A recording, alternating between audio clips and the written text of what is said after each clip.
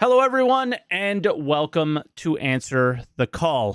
Kind of unprecedented today, but I have been quite vocal around claim timers and punishment for death in some of my recent YouTube videos, and got a lot of backlash for it, to say the least. I don't know. I don't remember what I said on Week in Review last week, but I commented on it's not always the game's fault when you die. Sometimes it's your fault, and maybe we should take a little bit of ownership of that. I was sort of kind of comfortable with the idea of the claim timers because we do need punishment for death, and they don't have any of the proper punishments that should be there. To clear up a little bit of what I'm thinking is not every time you die, again, is the game's fault. I think players blame the game more often than their own mistakes. That doesn't mean that a 30K is your fault. That doesn't mean that your ship flying away in the wind when you do everything you're supposed to is your fault. That doesn't mean that walking around and randomly dying is your fault. Okay? Now, I will also argue that claim timers are the worst possible solution to creating punishment for death in a video game. Like, imagine telling the player that they have to stand there and wait in a video. Like, it is a very weird one when you already have to take trains and trams, and you are likely a significant jump away from the location that you died to where you respawned, right? It's a very poor implementation at this point. We heard Dan Truffin at Con 42 talk about insurance being too powerful. I think that's sort of the solution for me, is creating a proper insurance system, right? That's how I feel about it, is we need a proper insurance system. We need something that makes a lot more sense. So for me, punishment would be payment. Punishment would be loss of upgraded components, right? Or maybe loss of components entirely, and you would have to replace them. So for me, I think claim timers or spending time playing the game in order to prepare for your death is way better. So like, stocking up on components, stocking up on weapons, things like that are a way better solution to the problem than sitting in an ASOP terminal. That's for sure. Right. So, yeah, like I just think that Star Citizen has no respect for players' time, and claim timers are another reason for that. Lots of players argue that the state of the game is the reason to move it back, to the claim timers back to where they were or whatever, right? People were not happy about this. Claim timers the state of the game is always going to be in flux. It's going to be up, it's going to be down, it's going to be all over the place. Sometimes it's going to be good, sometimes it's not going to be. And I think that situations like this you are not testing Star Citizen if you're not going through the experience that is what is intended at some point. The experience would be your ship blows up and there's some level of punishment. It's been how many years we've been playing Star Citizen in this 3.0 stage, and we don't have any consequence for death. We sort of have it in FPS, but not really, because armor doesn't really matter, but at some point it will. And you can kind of see that that's going to be a pain, right? I think that the application of what happens with our FPS armor and weapons and things like that should just be applied to your ships. That's where I'm at. I just want to put my feelings out there. Claim timers, pretty dumb. The state of the game should not matter at this point. It's been forever. And I'm also seeing like Spectrum posts and things like that where players are actively arguing now against that they're unable to test because of the claim timers.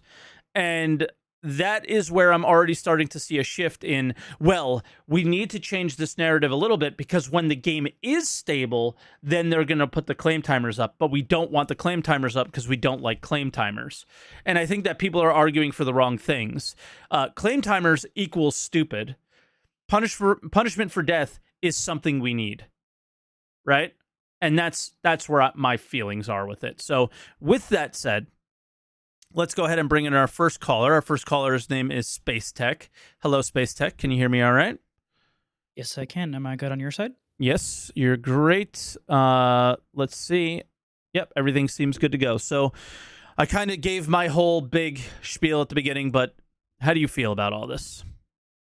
Yeah, I mean, just to give a little bit of context about where I'm kind of coming from this is that I've been playing a lot of 3.18, 3.18.1, 3.18.2, and then 3.19 as well, largely because I'm participating in the System 7 races, right? So Okay. there's a whole bunch of practice that goes into that.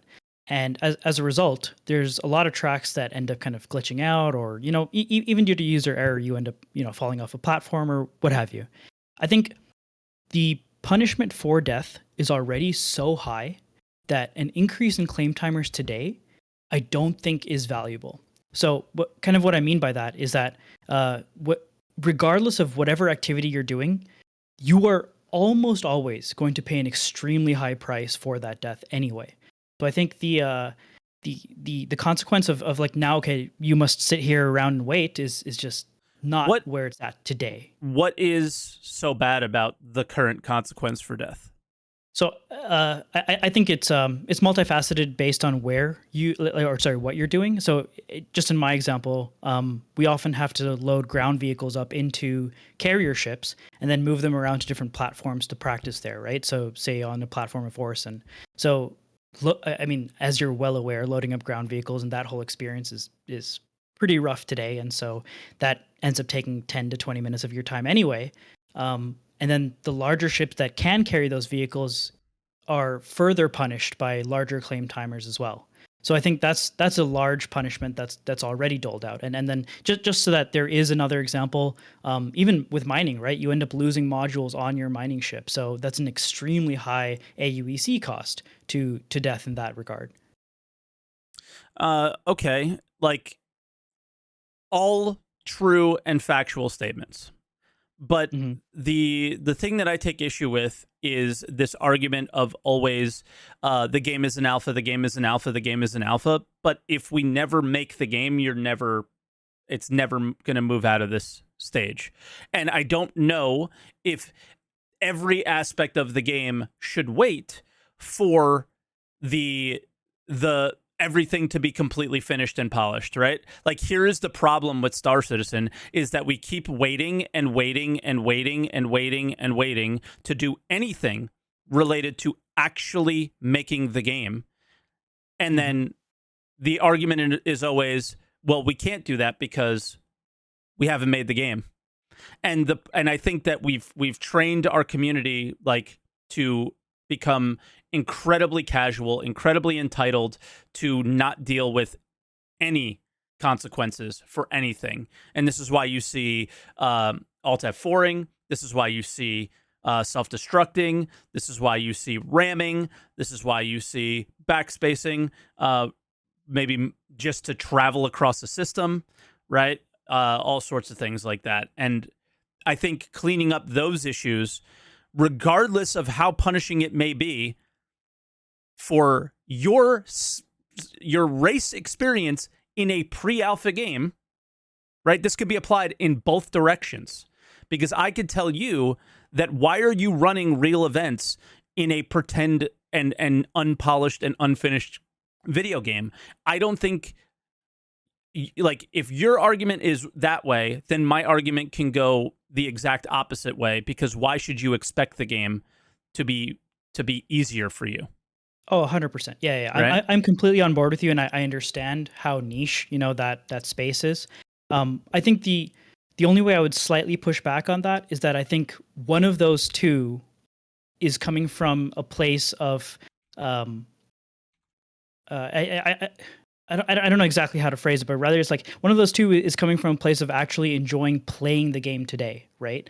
As a game. And I think it comes back to that traditional kind of back and forth of, well, is it an alpha used to test, or is this a live service game meant for people to enjoy and play in, right? And Star Citizen is in that unique space where it does both. Yeah.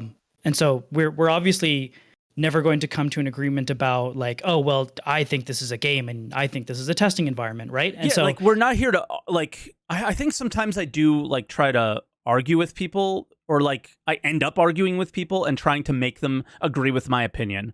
That's not really what I'm trying to do. I think it's just super healthy to share my opinion and share your opinion, and then oh, just have it out there. That's like the yes, point of yes. this. And I want to No, make sure 100%. that I don't argue too much, because I am very like, but I just feel so right. You know, like for me, Yeah. I just feel like that, like at some point, because yes, the game is a live service. Yes, the game is an alpha, but we have never tested any aspect of Star Citizen, like any core, like one of the most core and one of the earliest features they shared was Death of a Spaceman. Yep. Yep, absolutely. And so like the kind of where I kind of land on that, and also just to be clear, I was using the word argumentative not as like you and I are arguing, but more in the 100%. more abstract sense. No, But also it just made me think of previous answer the calls and previous feedback that I've seen in the comments about it. So I was right, just like, let right, me address this fair right enough. away. Fair enough. So I think that's totally fair, right? Like at some point you have to make the game. At some point you have to test the game.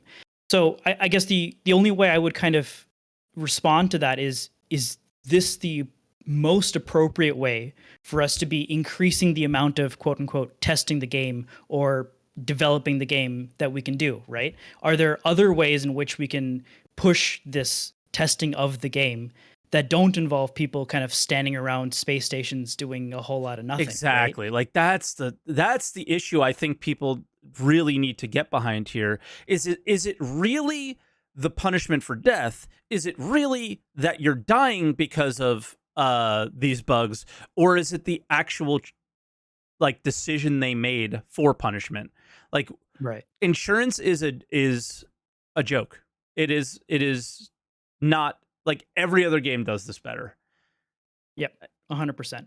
And I think like we were talking about how well the reason why people ram and people play like all fast and loose with their lives and all of that is because the cost of death is so low, right? Exactly. And I think you're 100% right on that. And ironically, the people who care for their lives more are already punished in more interesting ways. For example, the modules on a ship not coming back after you blow up with them on a mining ship, right? I Yeah. think you're already paying a great price on them for people who engage in game loops outside of the traditional, well, I'll just blow you up and I feel good because I blew you up.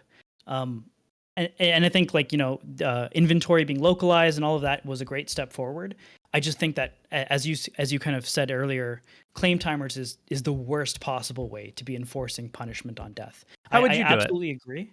So I think the way that I obviously not to solution for CIG, but just spitballing. No, and just like give examples of other games that you think it really succeeds in, or whatever, right? Like this, when you do feedback, I don't think we should be like, okay, let me give you the exact claim timer numbers on my 890 jump in comparison to this, and like make like giant spreadsheets on it. Like that's their job, right? But our job is to be like, I play this game, Star Citizen. This equals not fun. I play that game, and yeah, it feels appropriate. It feels about right. Yeah, I think the conversation that happened, I think it was at Con 42 around insurance was a really interesting one, right? Where not all components are going to be purchasable, things like that. I think that ties so well in with insurance because you can just create a cap, right? I mean, this is just thinking freely here, but you could just create a cap on the level or the value of a component that can be insured. So there could be certain items that you are guaranteed to lose if you die in a ship with that item. So every time you step out, every time you pull that ship out of your hangar, you have to make the conscious decision to say, like, I'm going to really value my life on this trip because I can't get this quantum drive really easily. I would have to like purchase it somewhere, or I would have to go loot it somewhere or something like that. I think giving stakes to the game in a way that's engaging, right? Where yes, you can have a time punishment, but now that time punishment has gone from, well, you must now stand in this, space station and look at hot dogs all day, to, well, your time punishment is now you have to go out and find a component that you would have lost otherwise. So I think that's something that I find would be like an interesting way to still create punishment around death, still create value around death, but not just be like, okay, you have to stand around here now and go play something on your phone in the meantime, and then come back when we've decided that you can re-engage with the game. Yeah. I mean, they're already going to be adding these timers. Like we see it with refineries. They're going to apply what is happening with refineries to cargo soon. And, there's going to be there's already a lot of waiting if you remove claim timers with travel and setting up and all sorts of things. So I just don't like, I think for the very short and small amount of time I've played Elite Dangerous, it was very clear that I preferred a system like that of my ship exploded, I pay a percentage of that ship, and I go right back in and start playing. I don't think we need to do that exactly, but I think that there's something pretty decently, done there. I think things like maybe, I think that's too simple, and it gets you right back in too quickly. But in general, I think anything better, anything other than a claim timer is better. And I think, usually money, since money has no value in the game right now, this would instantly give money way more value. Yep. And then it's not just about going out and earning components. You actually have to try and make money, right? So, the ways that you make it, and then all of a sudden, weird, people are playing the game. People are testing the game, right? Like right now, Right. people test features. People don't test the game. And like these arguments for no wipes or things like that, like we're not testing the game. We have to wipe early and often because we need to know what it's like to start from nothing and go to something. Everybody's got different starting points. They need all this data. So yeah, that's kind of how I feel about all that. But I don't know. Do you have anything else you think you want to add?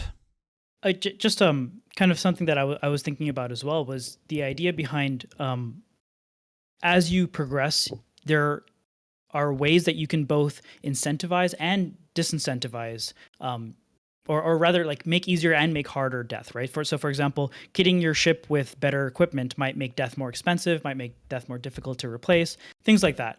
But we could also have systems in place where, when you earn a certain amount of rep with a certain faction, it's easier to get those components again, right? Absolutely. This incentivizes you to actually play the game, and it also pulls away from the impact of just owning like 800 ships. Whereas, like, yeah, I absolutely have seen this argument from people where it's like, oh, the claim timer should be like 7 hours because I own 8 pages of ships, so it doesn't matter.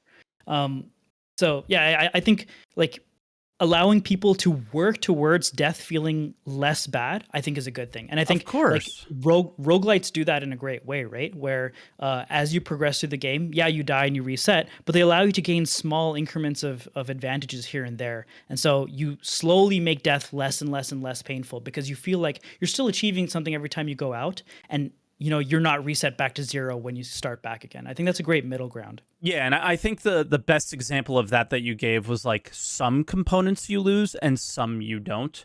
Like there's just some that you should never be able to get back. They should be a challenge to get. There should be limited out there, right? And limited by actual game design instead of limited by FOMO tactics, like some of the ships that they have.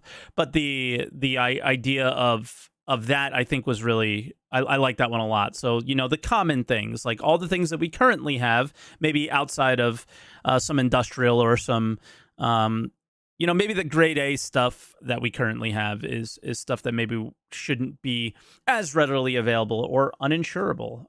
Specifically, military grade stuff should not be insurable, I don't think. That just like doesn't make a whole lot of sense to me. But I could totally see that being a good middle ground where, yes, I can upgrade my ship and see improvements, but if I'm going to go do some challenging, again, obviously this is not in Star Citizen currently, but like some boss fight, really difficult Vandal mission or whatever, right? Then I want to put on the good stuff. And if I die, I lose it, right? I think that would be a good middle ground there.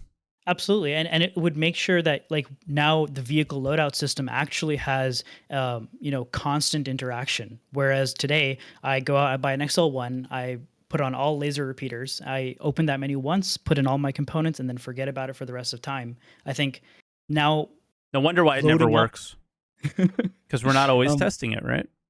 yeah, absolutely. And regarding testing, I think people who talk about how claim timers prevent them from testing ships, I I don't fully. I'm not on board with that. I don't think it makes sense. I don't think the purpose of claim timers was to prevent you from testing a ship, and I think you still And have we have plenty of PTUs. opportunity to test ships. We have You know, PTUs. They give you all the ships. Like, I am so sorry, but you have plenty of opportunities to test.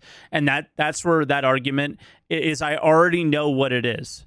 It's BS. yep, It's yep. it's just it's just because they want to play the game in the way that they want to play the game, and they're fighting to keep things at the status quo instead of it actually becoming a video game. Yep, I agree there. I think like it's people who have a slightly different vision for the game, who aren't really used to having to pay a consequence Exactly. for at least a short term consequence for actions. And I would argue that long term consequence for actions actually are more interesting than short term ones. You know, asking someone to wait 5 minutes is less interesting than asking them to go refind a component or purchase something at an exorbitant cost from someone else. Yeah. All right. So sorry, I just had to time somebody out in chat because it's like they think I'm only talking to them. They're just yelling at me about my opinions. So sorry about that. I just got No derailed worries. there. No Uh, worries. I don't know. It kind of feels like we're coming to the end of your arguments. Anything else that's there before we go to another caller? Nothing specific. I just did want to, while I do have you here, say that I really appreciate your content. You Thank you. managed to get me into creating content as well, Yo, and let's it's go. just been such an awesome journey. I love this game. I love working with it. It's been a great time. And Yeah. Oh, yep, I've been here for a while, and I love seeing the names in chat become the names on YouTube and the names on Twitch. It's been very, very cool since I've been here so long.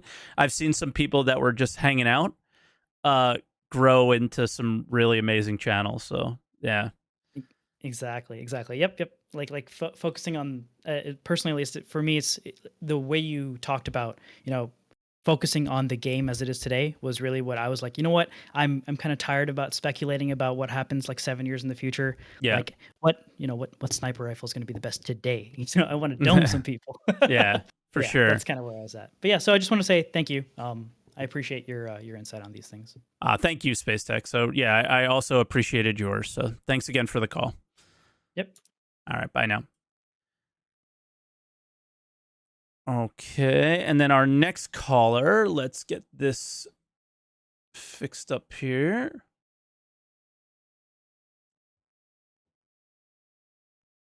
Is Sick Mechanico. Sick, can you hear me? I can hear. Can you hear me? I hear you loud and clear.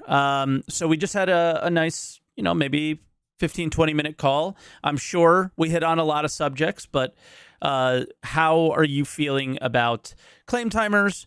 What do you think about punishment for death? And here's the deal. We don't just have to apply this to ships. There's also punishments all around the game. So feel free to speak on anything. But how are you feeling on the subject? I mean, this was there was lots of pitchforks and lots of torches out there this week. So Well, I don't want to agree necessarily with the timer. I think okay, it's necessary, but I don't agree the way it is done right now. For example, I'm playing right now and I just lost 2 million because my ship randomly blew up, right? And I yeah, have to wait 37 minutes for a ship that I didn't do anything to it. So yeah. You I you think already lost 2 million, right? I lost 10 million this week playing Yeah, this week with all the bugs. But I think what it needs to be done. And I think to your point, I agree 90% of it. I think that the timers are necessary to the game because we need a money sink. We need to have something that will take money from us, and we don't really have one right now that yeah, will actually affect the gameplay, right? So I think the whole insurance thing would be a good money sink for us to go out, make the AUC play, and then if we mess up and lose our ship, then we use the money that we made to get our ship faster or better or with some of the components that we had before. But some players won't have the AUC, so they will have to wait, Yeah, I right? mean So the we need to have a middle ground. the one thing I feel like I really need to share that I should have said in my um my like intro is that if you are not going to have the 30k protection, then you should have never made any change. There should be zero punishment for death. Because if your game is extremely unstable and the game is does not have a solution for that problem, then all of this stuff kind of goes out the window.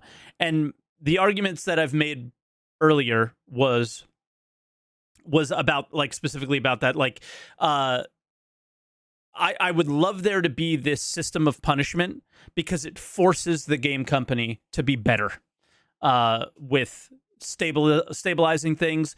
What a live candidate would be has to be significantly better because then you would be just needlessly punishing the players. So that punishment there is also a good opportunity for CIG to just always have to do better and not just ship out garbage like they have been and not checking to see if 30k protection is working and not caring that it doesn't. Or just patch it, right? Like it happened just now with Exactly. 30k protection was not Exactly. working for a while, and then they just patch it and make it work for a little bit. And I think some things in the game get overlooked. I think I forgot his name already, but the last caller was talking about the Moby Glass and how he used the ship components. He'll never use it again, so it never gets revamped, and we just get caught on this system that's old, and it needs to be complex. The whole game is complex, so I think the insurance thing needs to be complex. I think the ship equipment needs to be complex. We need to have multiple tiers of insurance to make people feel like they have a choice on what they want to do. You want to pay 100,000 AUC to have your ship right away? Okay, do that. You want to pay 200 grand to have all your ship with all the components they are maybe in the future, um, insurable. I guess that's the word. Yeah, do that. We just need to have something that we spend the AUC on, but we need to have some sort of control of how the insurance system is working, not Yeah. just sit and wait. Yes, we can combat that by having multiple ships, and that kind of gives us the leeway to use the other ships, but just it's just an old system. I think a lot of people mentioned Tarkov. I think Tarkov has a good system that beats Great on that. insurance system. So I think some of some of that aspect of that insurance system needs to come in. But Do I you want to think explain it a little bit since not everyone plays Tarkov? They might not actually know I'm how it not very works. good at Tarkov either. So, but Well, you don't have to be so good at it to know. I mean, if you're not good at it, then you know the insurance system. very well. Yes, Okay. indeed. So yeah, so before you go into a raid or into a match, then you can insure your items, and then if you die, and this characters will send other people to get your gear back or not in case other players loot it. Now that we have the salvage where we can take pieces or parts of the system, the ships away. If you added a system like that, then could be something that we could implement in the game too. If your ship gets destroyed but nobody salvages it, then with the insurance you can get it back or some parts of it at least. Yeah, I mean, I So love that. Like over a 24-hour period, uh, you. But that's the thing is like now you've just made the claim timer 24 hours, well, it doesn't right? need to be exactly the same, right? Like we can Yeah. have some differences, or you can maybe insure the items that you have in your ship before you go, and then if it gets destroyed, you have new ones right away made by the company, but you pay extra money for it. I see it as a money sink. We need a money sink right now in the game. We Yeah. don't spend money on anything. And as you mentioned before, it could be something with armor and weapons as well. You spend a lot of time going through bunkers to find one, two railguns that you might be able to use in jump down. Well, maybe you can insure that when you die, and then you can get it back later or in some Yeah. different way. Maybe. So, but I'm yeah, not as big of a fan of that, but that's me. I'm more of like a masochist when it comes to games. I do like things to be punishing because then it gets your heart racing when you are under uh you know under some pressure that where you might die. You're in one of those situations in a fight. Uh it creates like, all right, I got to focus. I got to, make sure I don't screw up here. And when you win, it's such a glorious feeling. And when you lose, it's, it was exhilarating up to that point, and then it was just the huge feeling of defeat. But you never get that amazing feeling of winning without feeling defeat, right? Like if you just like look at sports and see these players that have played for 10 years without winning a championship, and their media calls them, all sorts of things about, they're not clutch players or whatever, right? And then they finally win that championship. You see the pure elation in their face and stuff, right? It's what makes sports so great.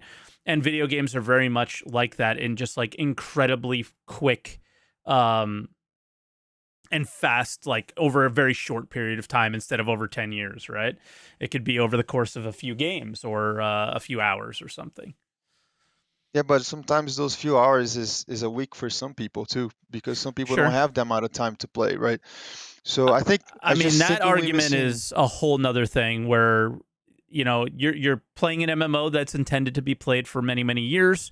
Things are intended to take time to extend out that period.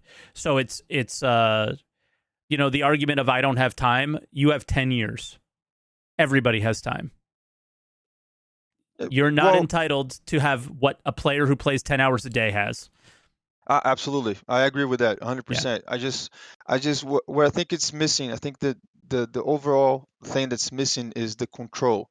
Yeah. They want to have something that's big and complex and full of details, but we have an archaic system of insurance that doesn't really pleases anyone, really. I think anyone here can find Nobody something likes that it. they don't like about it. Yeah, exactly. Yeah. So I think the complexity of creating a new system, which it shouldn't be that much harder than the system that they have already as a, let's say, as building blocks right now. Just to change small things at a time and then start creating from the basis up. See the input that you have here in your channel and from other channels. Like if you watch all those creators, they have all these great ideas.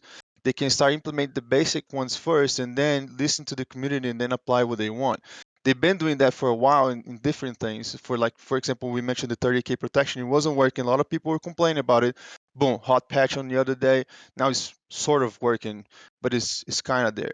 So Yeah. they have the ability to do that, but I do understand that some people don't have that much time to play the game. They need to have a middle term where, yeah, you're not gonna have the same items that someone that plays the game for 10 hours, but they'll have some security of the items that they play for the whole week, that they can maybe get it some parts of the equipment back and feel that they achieve something in the game throughout the period that they play.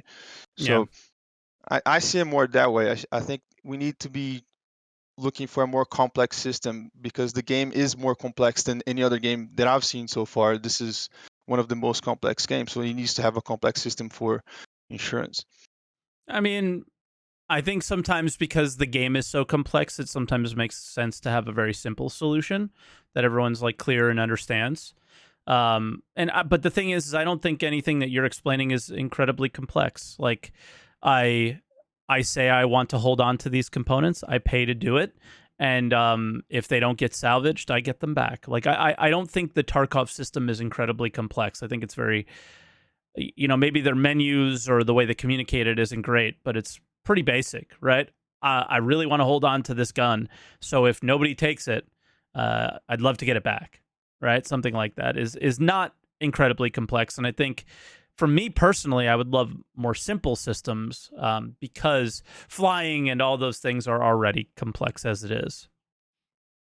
Yeah, I mean, people have trouble finding defense con, so that looks pretty simple to me. But people still get lost in the Riker or whatever the spaceport it is, the defense con. So I see the ups and downs of having a more complex and simplistic ideas, but as the game progresses and more stuff is going to get added onto the game, and we're looking for more and more game loops and more things are going to be happening, and then things are going to get more complicated as it is. Hmm. And if we get to this point now that we're talking about, hey, we don't like the system, it needs to be better, at least the basics already need to, let's maybe support an idea of a more complex system in the future.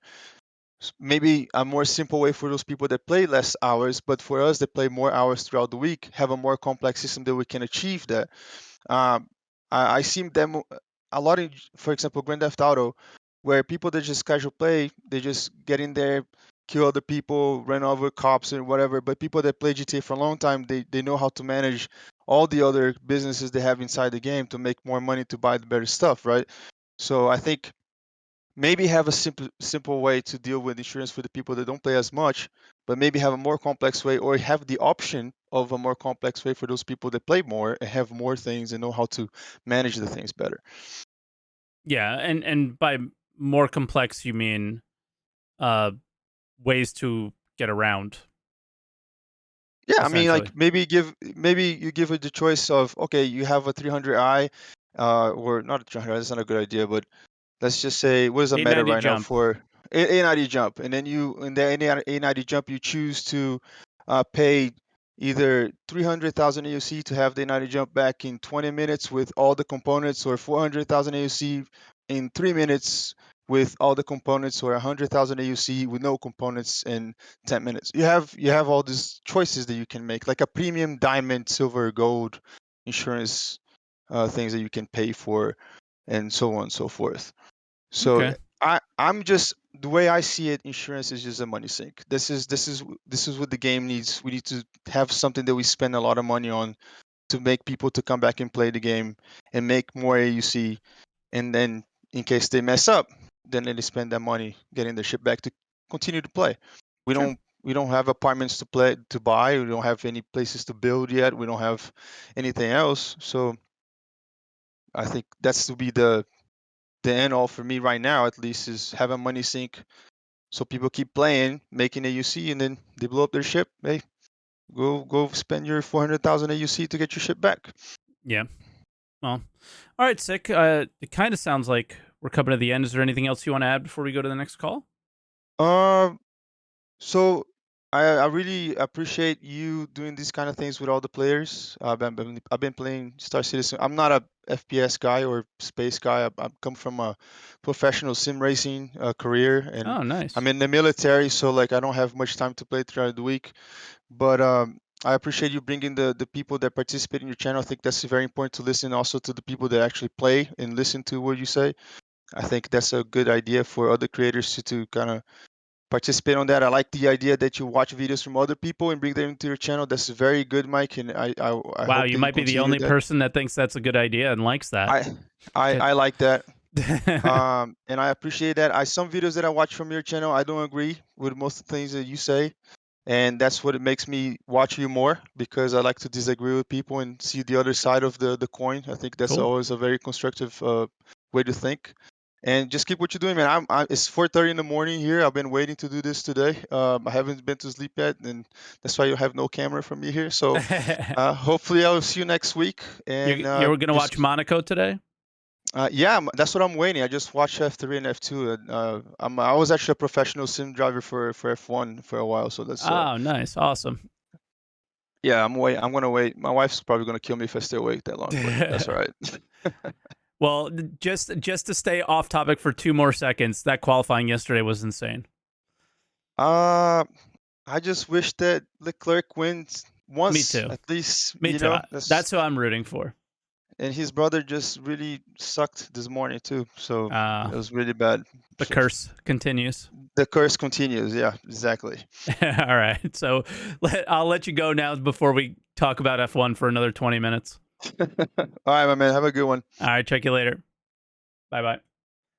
All right. That was Sick Manico. And our next caller is PC 101.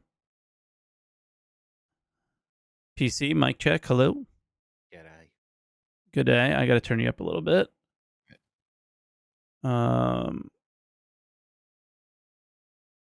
Let's see how that is. Test. Test.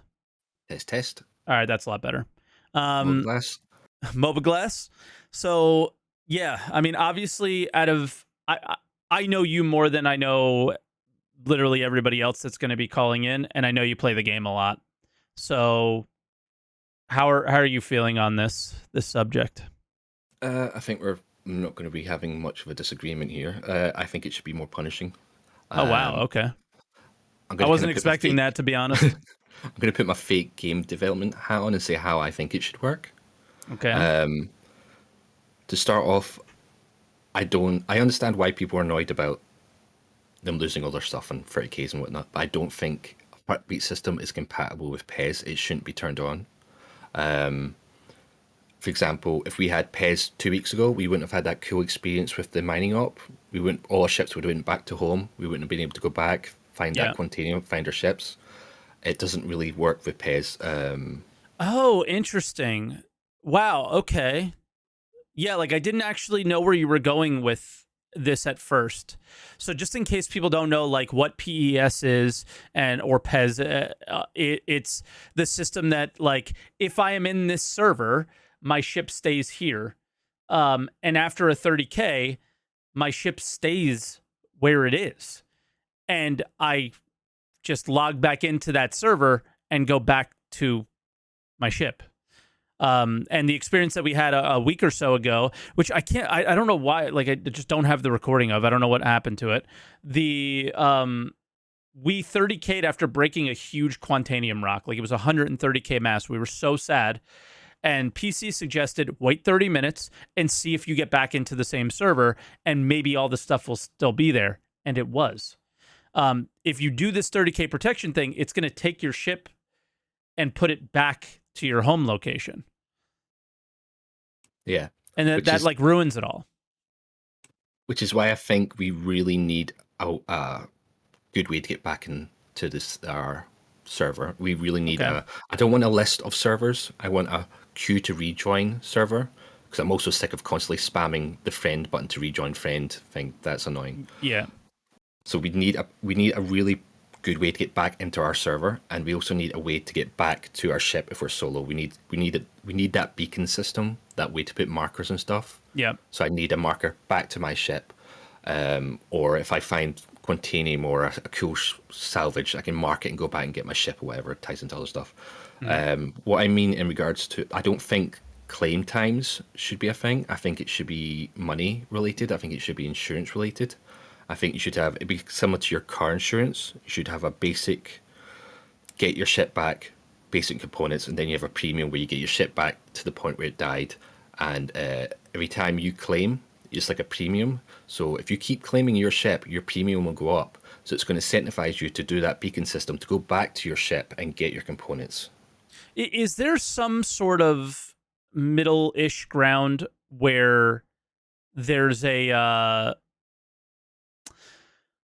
if we're going to use car insurance as an example, well, what really happens with car insurance is your car is totaled or your car is missing, and you get a loaner.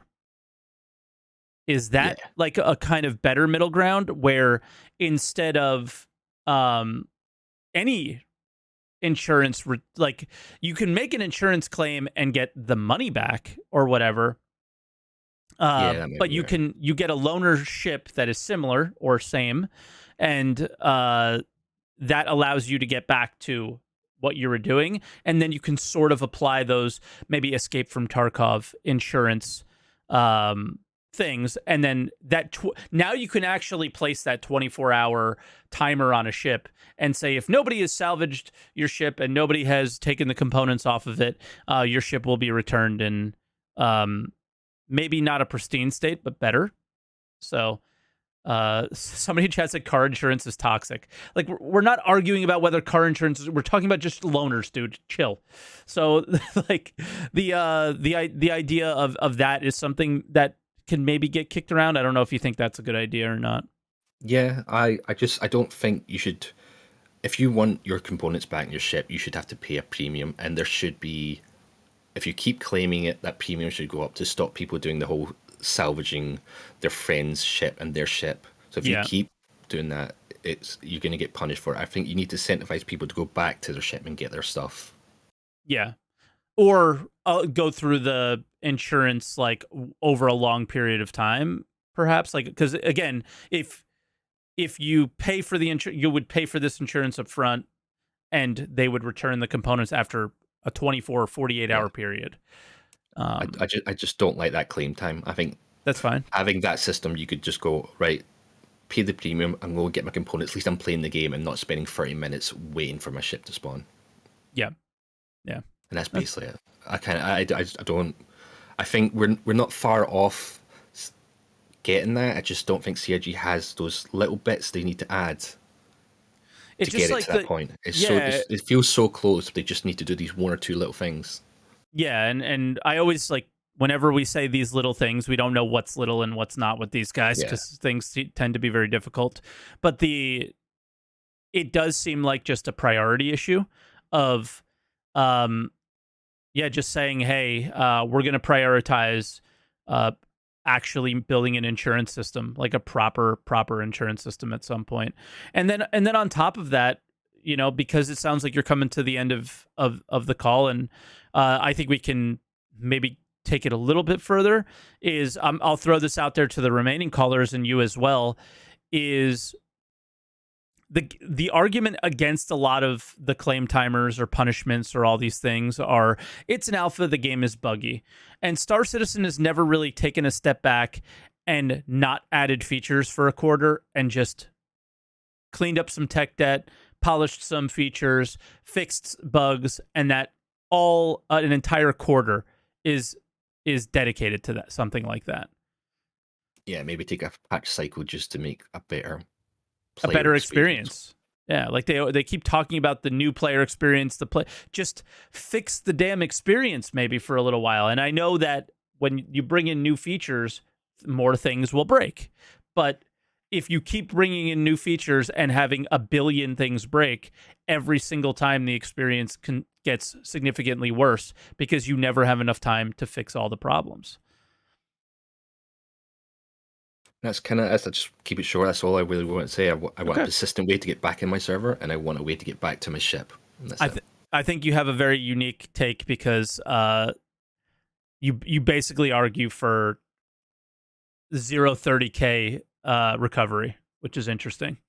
Because it makes sense. Kind of dumb that it gets. I mean, I understand why people were pissed off with this patch. Right? Because it was 30King a lot. You lose your ship a lot, but it doesn't. Heartbeat it doesn't make sense. Doesn't work. Yeah, it doesn't make sense in the grand scheme. Okay, very interesting. Thank you, PC. All right, peace out. Later. I find that one to be incredibly interesting. Is like, why are we even having this conversation? Is basically what PC is saying, and I was like, oh, okay,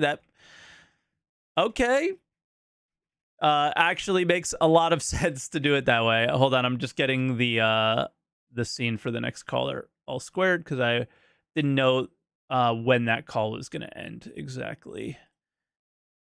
There we go. We should be ready to go. All right, Void Dude, can you hear me all right? Test, Void Dude.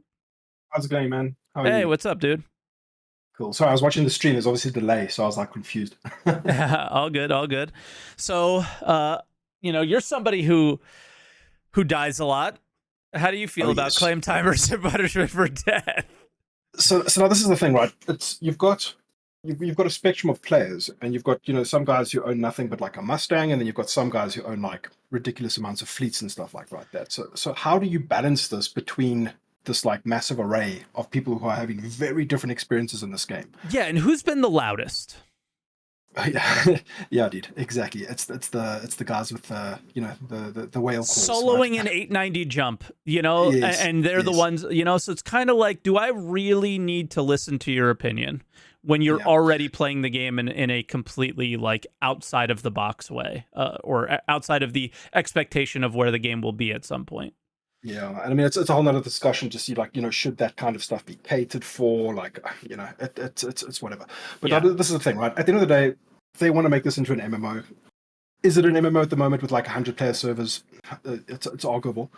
How much stuff gets changed, gets sort of changed and made for the future versus the current game, right? That's within my sort of organ and the guys that I play with. It's always a discussion of like, well, what makes sense now versus what makes sense in the future, kind of Absolutely. thing. Right? And this discussion is like, how should they be designing the game for fun right now, or should they just be doing what they need to do to make progress in the long term or the medium term or whatever, right? Yeah, and that's the balance. It's very difficult. Like I don't envy their position here. I'm just leaning towards now at year 1 million of the game's development that it's like at some point you can't keep kicking this one down the road.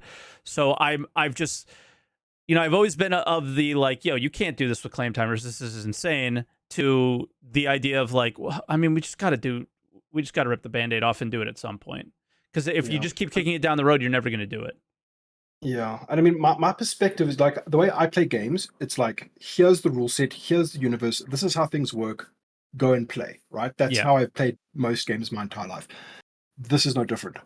It's a case of, okay, so I'm not the guy who's going to say, well, this is how this ship. Okay, the only thing I'll actually complain about is the light fighter meta at the moment. I hate the fact that these light fighters are all over the place, ruining everybody's fucking day. Like, I want to be able to deal with them without having to go and get into an arrow or get into Gladius. You know what I mean? There is no counter to a light fighter unless you're in another light fighter. Okay, so that's probably my only real issue with the game at this stage. But who knows how that's going to change with like the master modes or whatever coming down the line.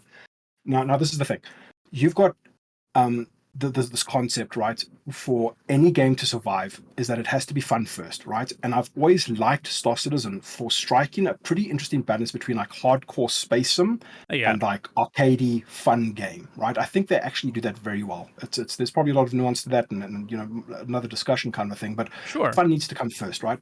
So you're a new player in this game. You decided to go fairly big, and you've got yourself one ship. It's something like an MSR or something like that, and that's all you own. You've just got your one fairly large ship, right? Mm-hmm.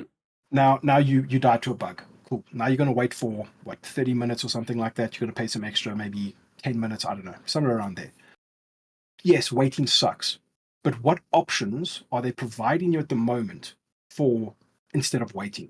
And I'm sorry, this is an MMO. The debatable it's an MMO, but you're playing with other people on the server. Now you have options. Press enter, jump into global chat, say, my ship just blew up. Who's out there? Let's party up. Let's go do something. I was busy with this. It's been interrupted. I've got to wait 10, 20 minutes before I can carry on doing it. Interact with the other players and find the fun that way. You know what I mean?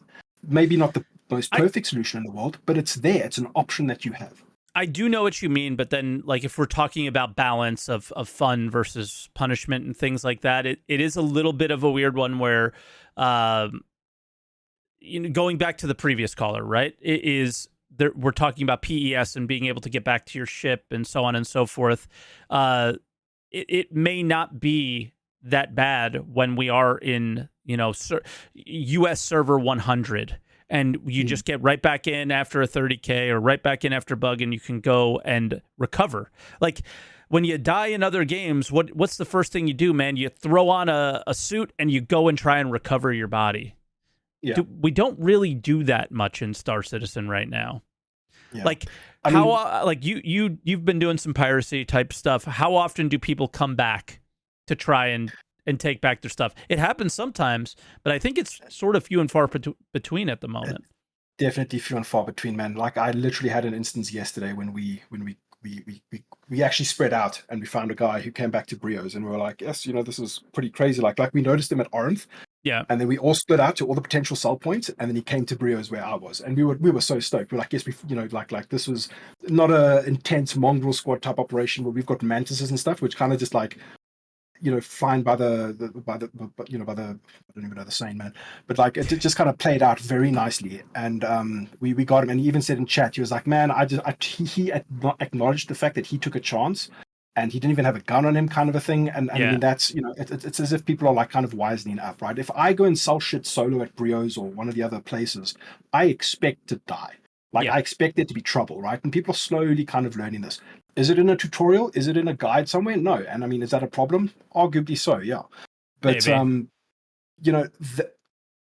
does that, that guy's situation is very different to somebody else's. Could he load up a Gladius and return immediately? Maybe. But majority of players, this thing, we don't know the data, we don't know the stats. How many people do have fleet, multi-ship fleets kind of a thing?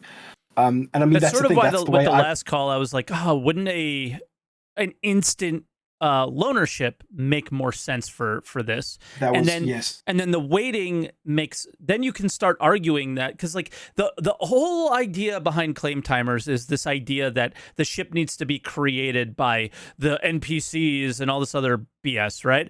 And you can still apply that while giving a player a loanership. Yeah, then. 100%. I think there should be options, right? And I mean, this is the thing, right? They went and made these changes. They're already backtracking, so it's kind of a weird one. Did they get valuable data from this? Could they, it would be interesting to see what they've gained from making these changes and then reverting them. But 100% give the player the options. Cool. You've lost your ship. It's your only ship. You're now in limbo for the next 30 minutes. What are your options? Talk to other people. Team up with somebody. Join a hawk or something. I don't know. Yeah. Take the loner option. Cool. Now you're not as well kitted out as you were before, but at least you can go to A to B and maybe try and facilitate or accentuate what you were already trying to achieve. Maybe you're not going to lose too much time, but you've got that option. Or third option, it's a big kind of expense, right? This money sink that a lot of guys have been talking about. I think the game sorely needs that, especially now. Why not now? Because if lots of people are spending money and making money, it keeps things sort of more fairly interesting. And instead of like a patch cycle being towards the end of the patch cycle, you've got these multi-billionaires who are just throwing AUC around and nothing matters to them, right? It's so ridiculous. And then people say that they don't want wipes because they weren't able to purchase ships or whatever, right? Or Exactly, they did man. purchase ships and they don't want to lose them. And it's like, but if you create scenarios where money is being sunk into the game, back into the game, components are, all sorts of things, you extend the life of that patch significantly. But before we move forward at all, one of the things that I wanted to say was, yes, it's an MMO. Yes, I think you show better than anybody. And, I've been having a lot more fun when playing with other people. But so many players play MMOs solo, and I don't think we should create this massive disconnect of you don't get to enjoy the game at all if you don't link up with people. Everybody the game should make these incredibly great multi-crew experiences, and I think that's one of the things that they're, as bad as it is now, like as unpolished and unfinished as it is now, it's still very good. But we do need to cultivate and make sure that the solo experience is not overly punished, I guess. Sure. So, right? so I mean, we can compare this with other MMOs, right? It's like, I think you mentioned it literally the other day. You don't get to go to the big end game raid solo. You No. don't get to go and experience that content solo. What is That's Star for the Citizen's version multi-crew. of that? Exactly. It's like I've always kind of imagined like these big underground facility things that they've been working on. I've always kind of thought like, okay, cool, this is taking the FPS experience out of the skies. Maybe there'll be hangars there. You guys were talking about like weather being the thing that prevents you from taking a ship to a certain location. I think these UGFs are going to be like that potential sort of raid type content. Maybe I don't know enough about it, but I think it could be that. Hopefully. But now you see this trend in MMOs in general is that people want to play solo. So it's not like it's not like we completely exclude them from having a decent time when engaging with meaningful, cool content, right?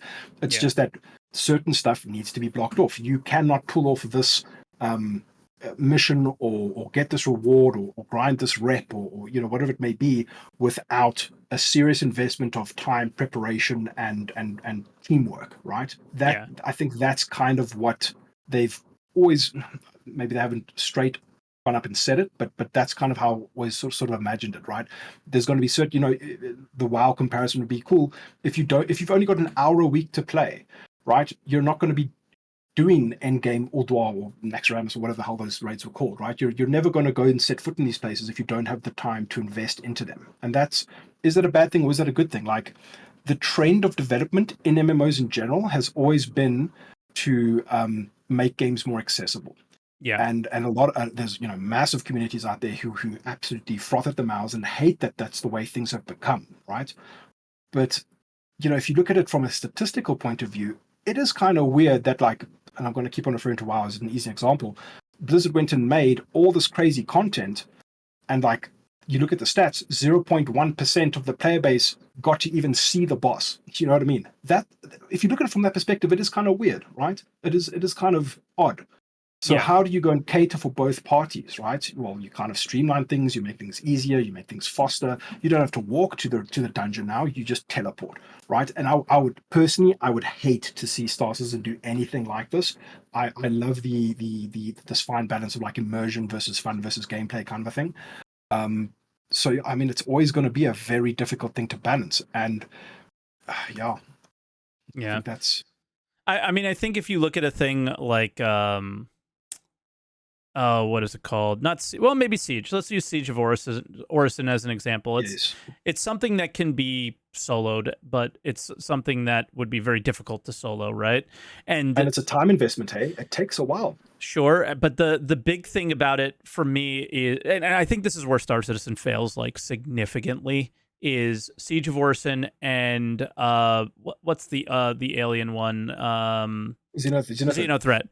Those two are like these very good like storylines that you can get an entire server behind, right? So it's instead of a org or a guild, because that's all this like, oh, all these icky people I have to talk to all the time that, you know, like some people don't want to experience in MMOs. I personally love it, but other people don't. And they just want to do their own thing. You can experience these like higher level content because it's this server wide story arc that people want to jump into, and it's a bunch of solos doing it instead of a single instead of like a single org, yeah, you know? yeah.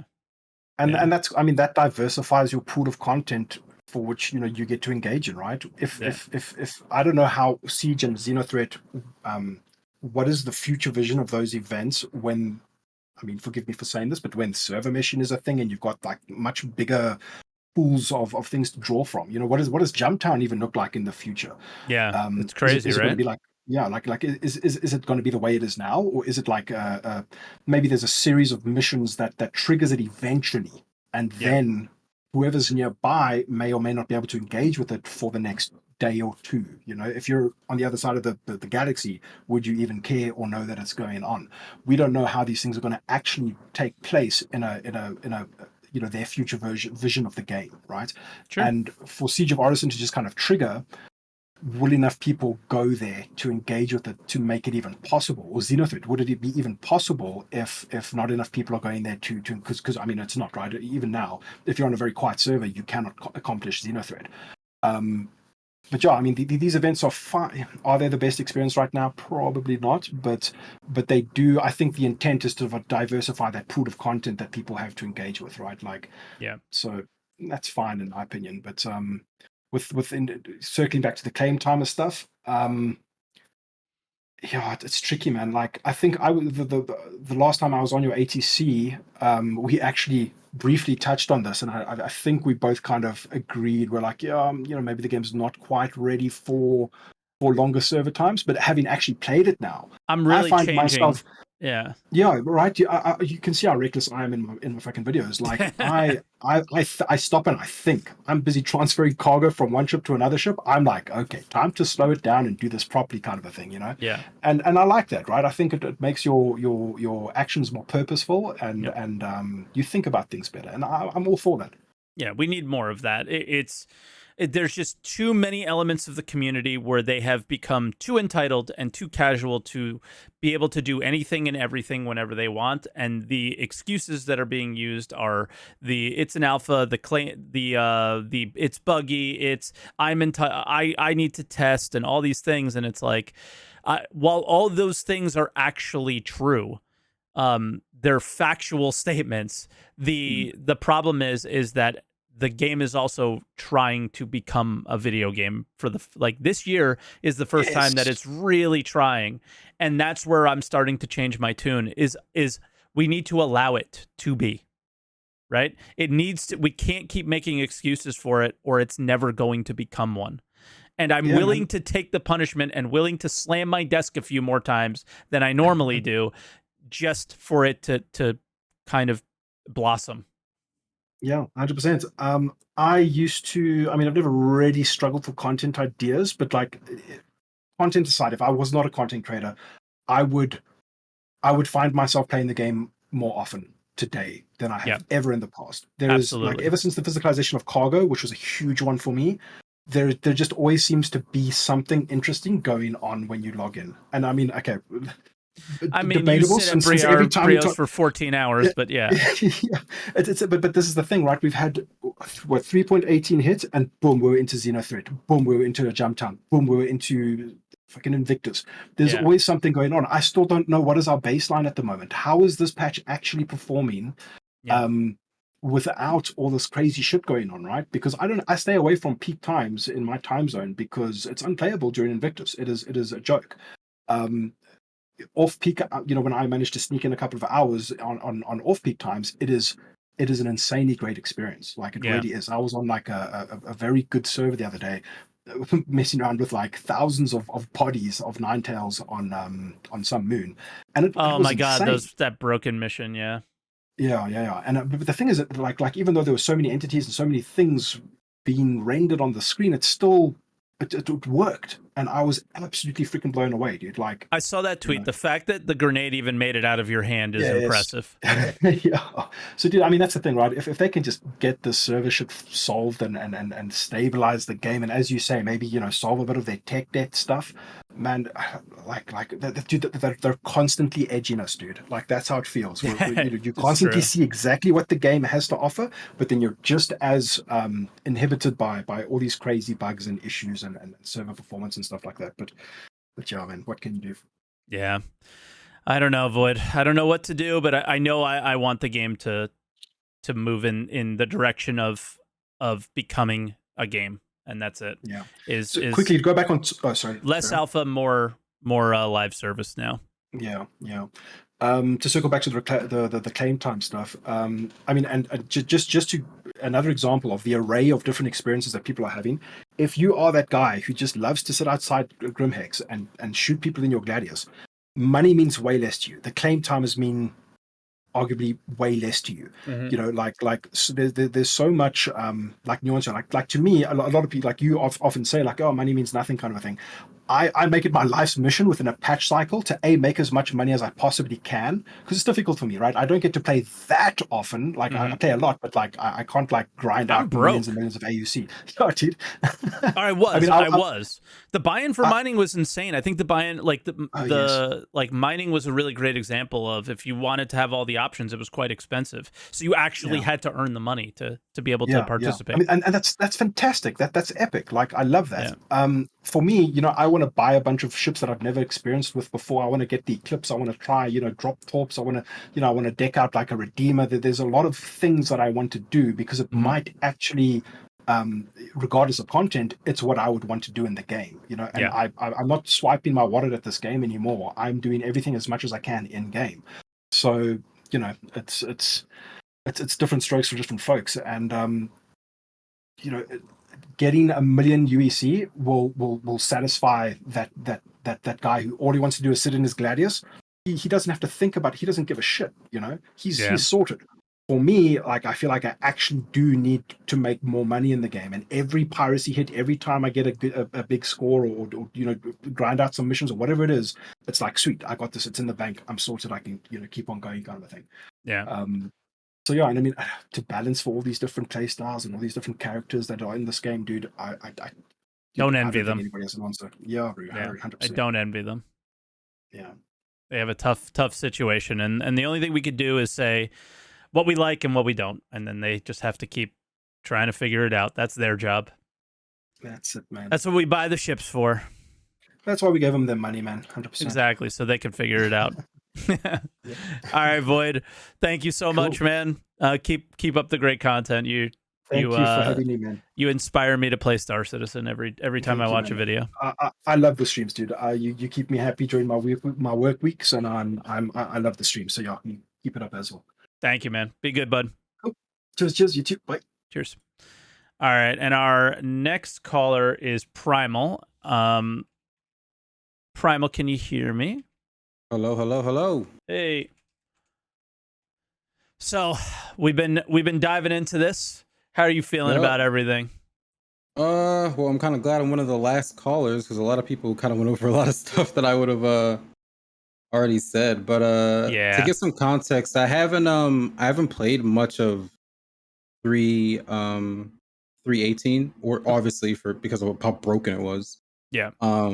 and 319 because of Invictus. I'm kind of waiting for all that to kind of pass. But I played a lot of 316 and stuff like that, so I haven't really played recently. But in regards to the whole claim timer thing, my thing is, it's like, I don't really understand I think someone mentioned in the beginning, like, I don't really understand the value of increasing the claim timers, because it's like, it's not that I don't agree with like them trying to implement ways for us to get punished, because I do think that, like you said, eventually, like, they need to do something, right? Like, we can't just wait until the game is perfect, because I mean, every AAA release in 2023 is not going to be perfect. Like, like, we're not going to have a perfect game, bug free, and then implement punishment. You know what I mean? So, but the claim punishment thing is just a weird thing, because I don't really see the value in it. Like, what are we getting punished for other than a time sink, right? And no one likes to waste time. You know what I mean? Like, if you, it's so weird because your audience is like average 40 years old. Yeah. You know what I mean? So, like, they have things to do. So like, I don't know what your average playtime is. I think they've maybe mentioned it before, which sounded relatively long. But yeah, like the audience is older, so punishing them in this way makes not a whole lot of sense. Yeah, it doesn't really make any sense, because it's like, if your ship blows up, whether it's a bug or it's your fault, right? And then you go and you claim it, and it's like, oh, it's gonna take like 20 minutes. What do you do after that 20 minutes is up?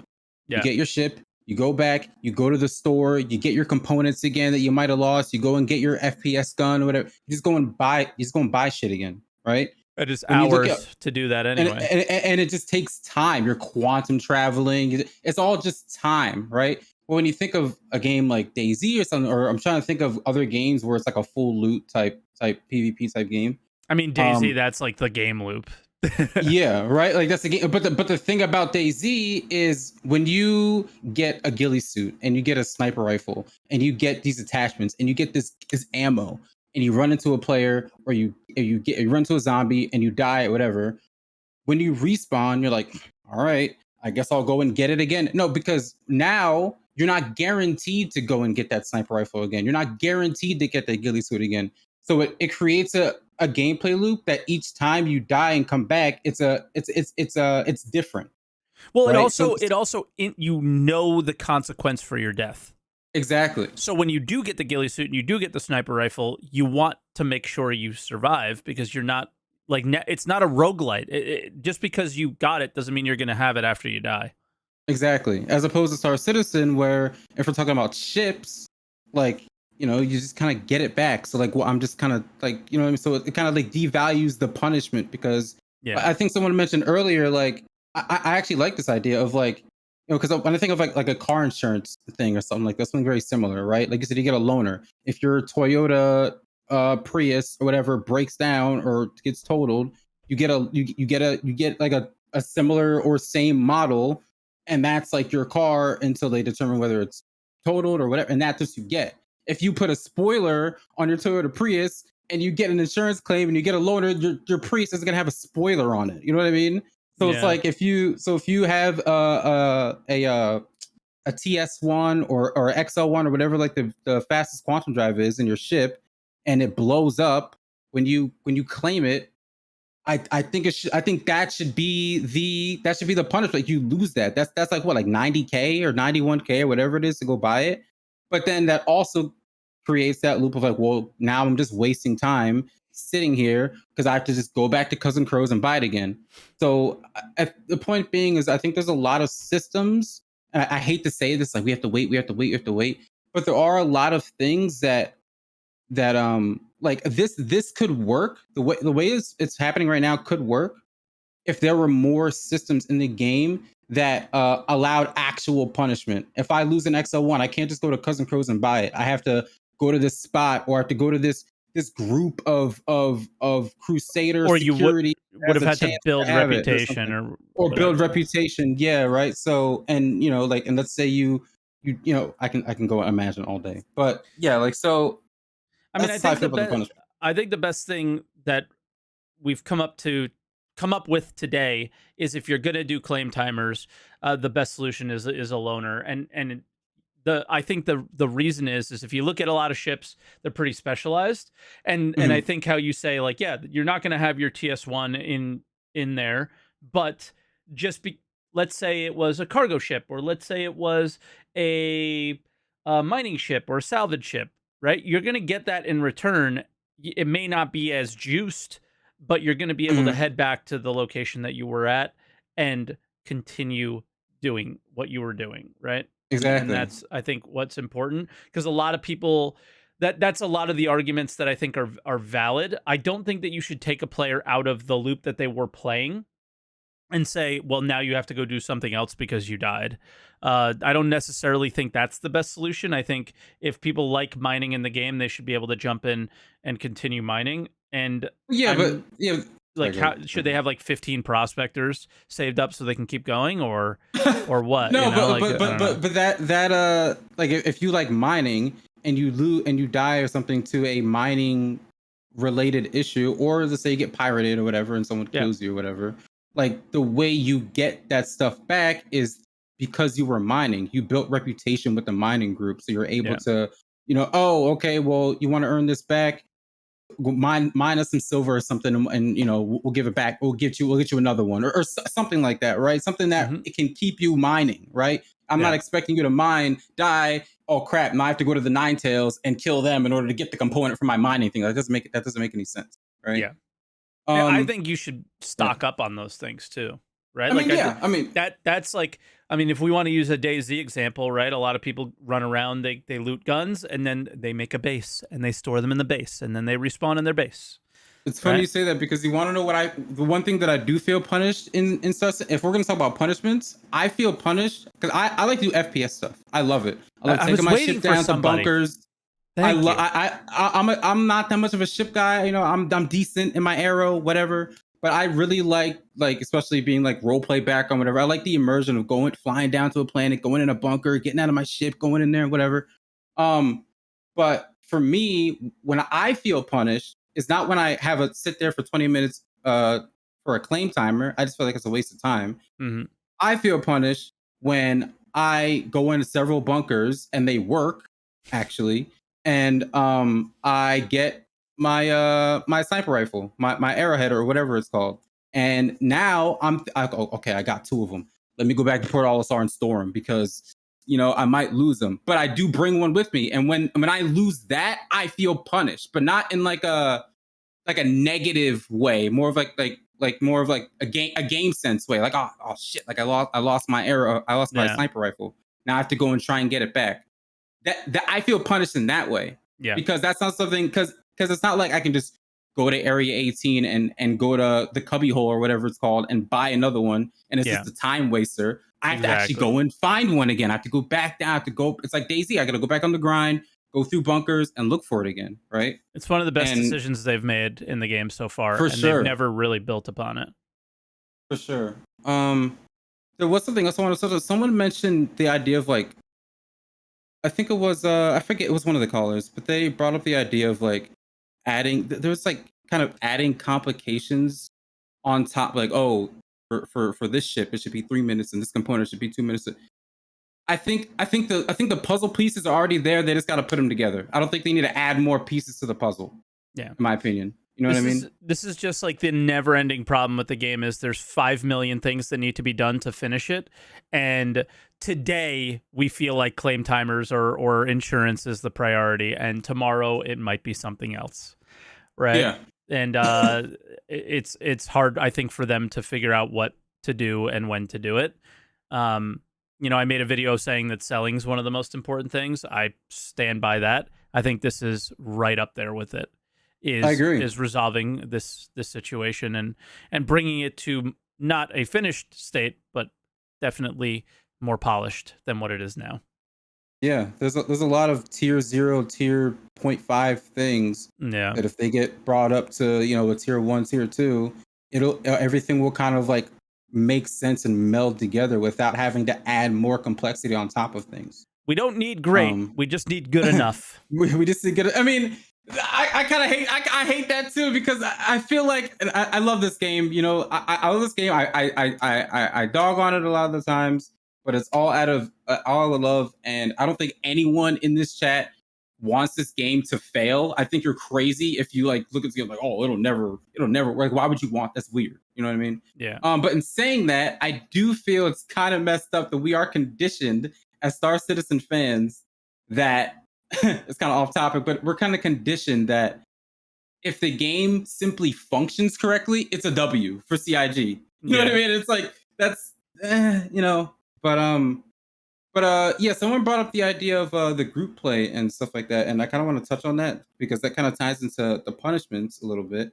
Okay. Because he mentioned that I think it was Void. He mentioned that what are your options when you're waiting for your ship? Well, option one is you go in global chat and you look for someone. Like, I'm sorry, but like just find people forehead. Like, that's the game doesn't promote that type of group play just in the social aspect alone, let alone missions where payment gets cut in halves and thirds and fifths and whatever, etc. Mining is the closest thing we've had to a promotion of group gameplay where you're rewarded for getting a group of people. But even in that, as a solo miner, how the hell do you find people internally in the game? If you're a miner and you have a group, it's a group of friends, it's a Discord. You know what I mean? So if someone's going in solo and they want to mine, how the hell do they do that? The game doesn't promote that. Other games like Black Desert, Lost Ark, World of Warcraft, well, maybe not World of Warcraft.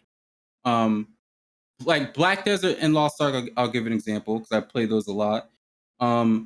They have systems in the game that promote you to join a guild. You get incentives, you get payouts, you get buffs, you get. Now we can't one-to-one take these to Star Citizen, no, but these are just examples of incentives that make people want to join things in game, right? An LFG, or what would be, I guess, equivalent to an LFG in Star Citizen, would be, I don't know, maybe people put in boards in Port Olisar, like, hey, I'm looking for someone to come help me do this 890 jump mission. And while you're waiting for your ship, you look at the board. Oh shit, I mean, service beacons, right? Could eventually be that.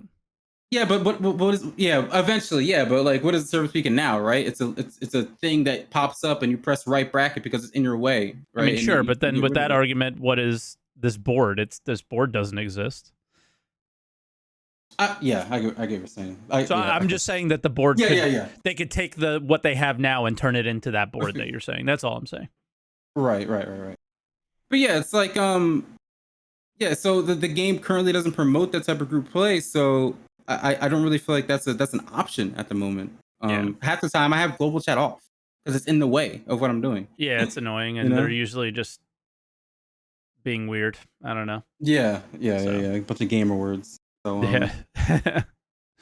But yeah, I don't know. Is there anything else you wanna? Sounds like you're coming to the end. No, I mean that's pretty much it. Like I said, I think that the game is just I think it's a hard balance. Like, I don't envy them at all. I think it's a hard balance for them to try and cater to solo players because they have to, because that's a part of the player base. Cater to group players, which they have to, and everything in between without abandoning either. And that's a hard balance to do, right? Yeah. And I don't envy them.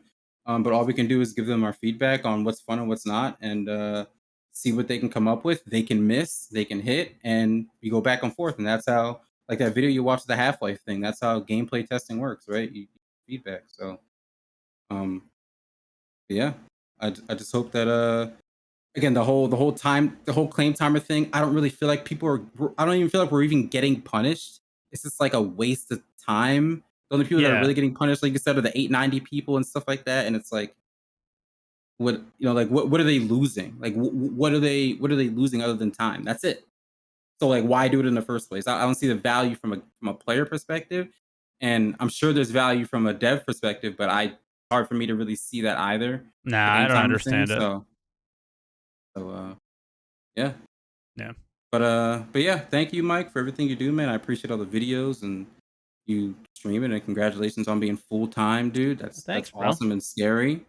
It is scary, but it has been awesome as well. Yeah. And yeah, I wish you all the best, and thank you for giving everybody this platform to be able to like speak on their opinions and stuff like that. It's good. It's Of definitely course, good. man.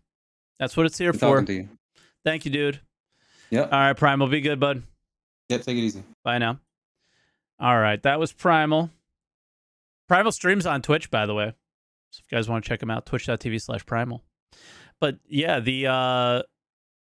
I don't know, man. This is so complicated and so tough. But all right, let's bring in our next caller. Our next caller, I have a unique.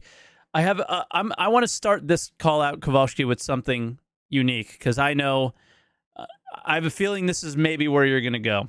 Can you hear me? By the way, Yeah, absolutely. Okay, yeah, I just want to get your volume up a little bit.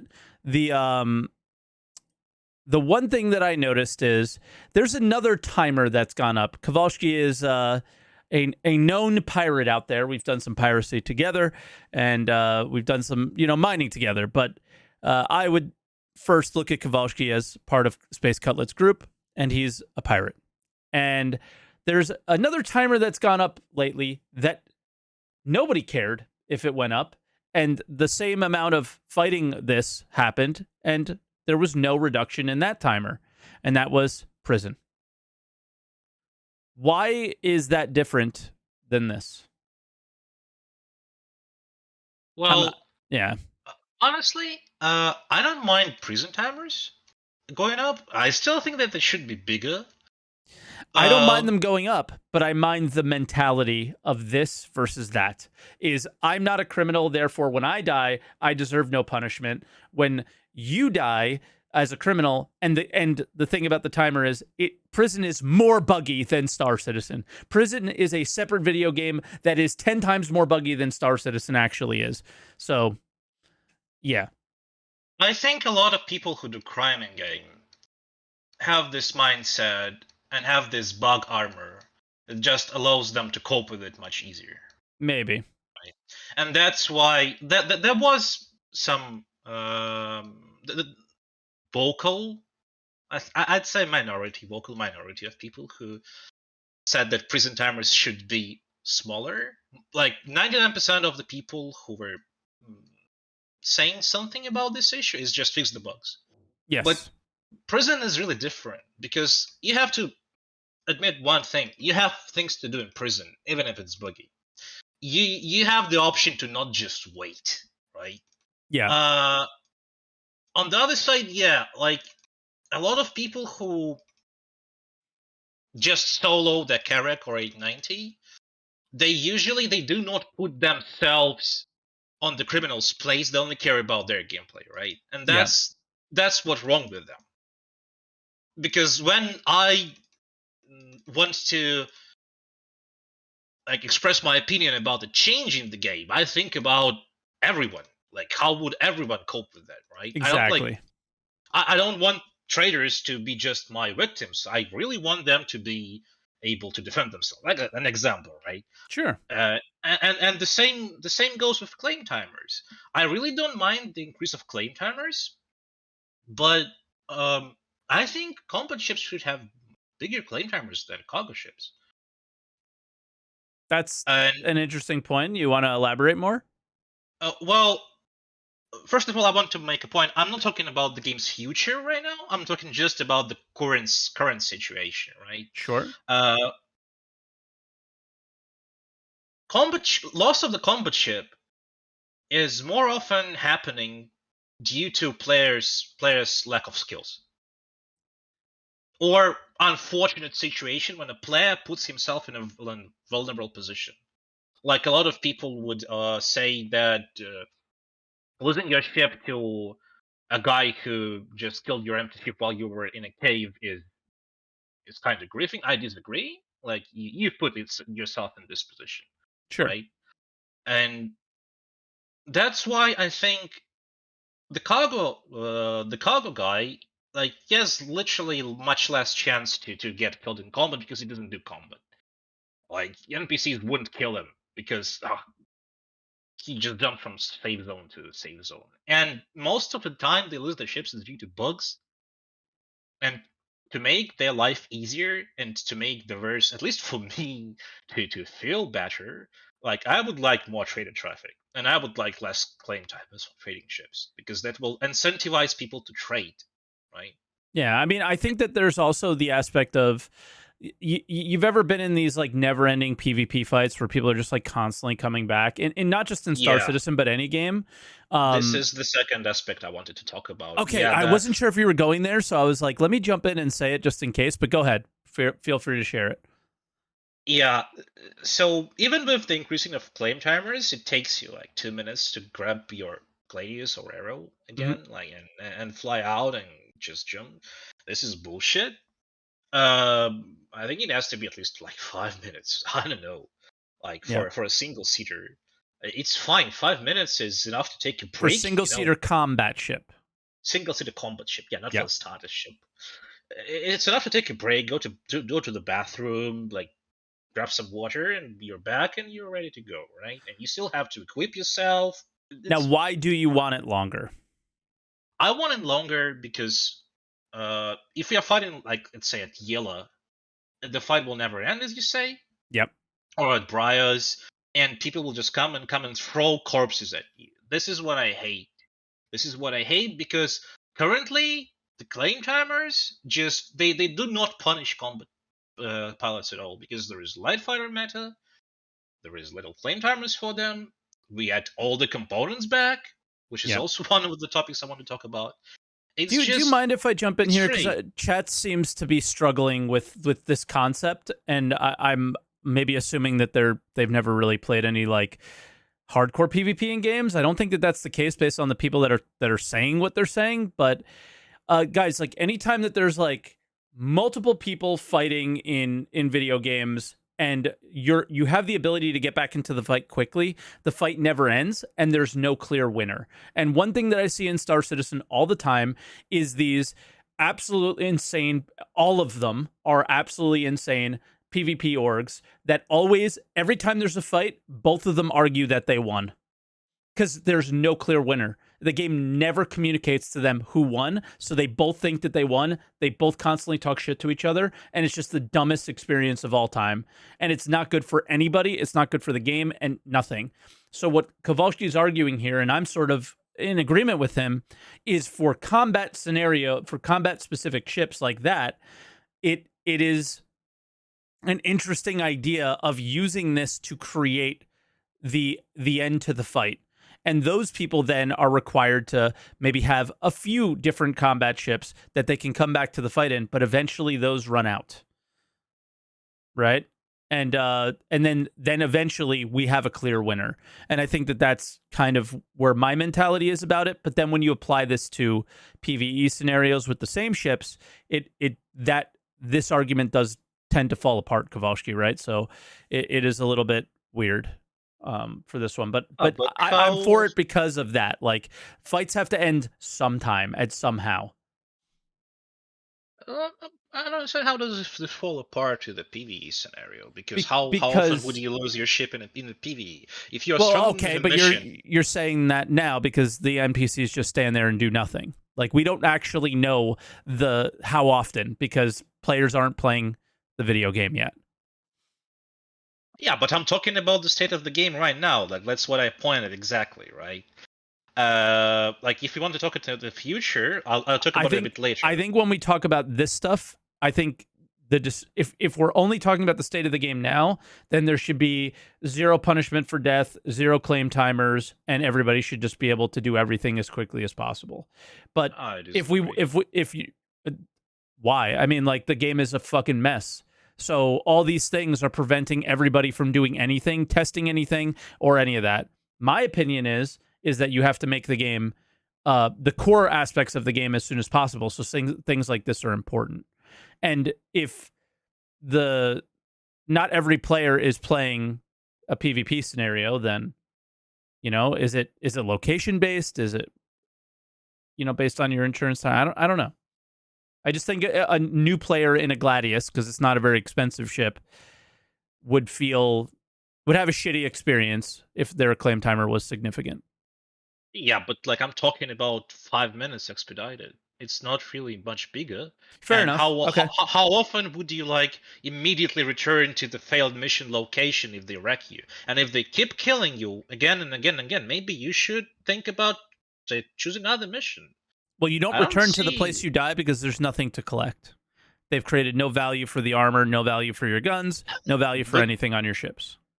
Let's say you just want to finish the mission. Let's say you killed half of the ships, half of the NPCs, you want to finish another one. And the remaining half wrecks you again and again and again. It's not a problem with the system, it's a problem with the player's skill. Of course, of course. Yeah. But One there more has to be thing- that balance between the low skill player and the high one.